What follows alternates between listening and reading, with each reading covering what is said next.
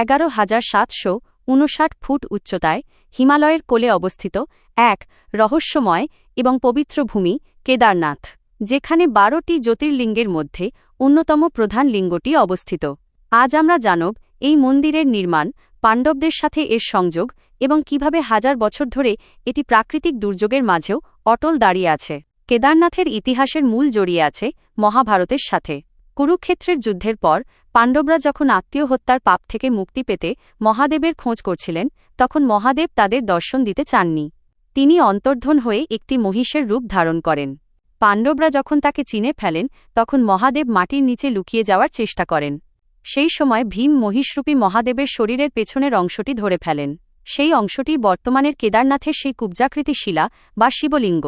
বলা হয়, মহাদেবের শরীরের বাকি অংশগুলো হিমালয়ের অন্য 4টি স্থানে প্রকাশ পায়, যা একত্রে পঞ্চকেদার নামে পরিচিত। ইতিহাসবিদদের মতে বর্তমান মন্দিরটি 8ম শতাব্দীতে আদি শঙ্করাচার্য দ্বারা পুনর্নির্মিত হয়েছিল। পাণ্ডবদের তৈরি আদি মন্দিরটি কালের নিয়মে জীর্ণ হয়ে গিয়েছিল। শঙ্করাচার্য এই দুর্গম স্থানে মন্দিরটি শুধু নির্মাণই করেননি, এর পাশে নিজের দেহ ত্যাগ করেছিলেন। আজও মন্দিরের ঠিক পেছনেই তার সমাধি রয়েছে। এই মন্দিরের বিশেষত্ব হল এর নির্মাণ কৌশল।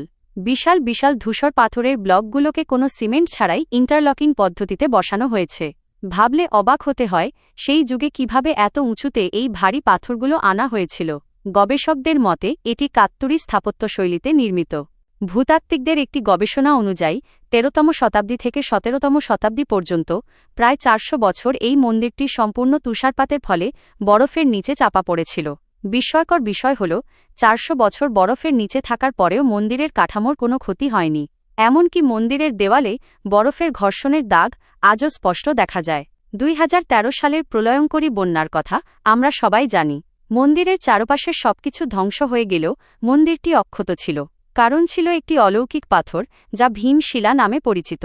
বন্যার জলের তোড়ে একটি বিশাল পাথর এসে মন্দিরের ঠিক পেছনে আটকে যায়, যা জলের স্রোতকে দুভাগে ভাগ করে দেয় এবং মন্দিরটি রক্ষা পায়। ভক্তরা একে মহাদেবের আশীর্বাদ হিসেবেই দেখেন। কেদারনাথ কেবল একটি মন্দির নয়, এটি ভক্তি, ধৈর্য এবং আধ্যাত্মিকতার এক জীবন্ত প্রতীক। প্রতি বছর হাজার হাজার ভক্ত প্রতিকূল পরিস্থিতি কাটিয়ে এখানে পৌঁছান শুধু সেই পরম শান্তিতে বিলীন হতে।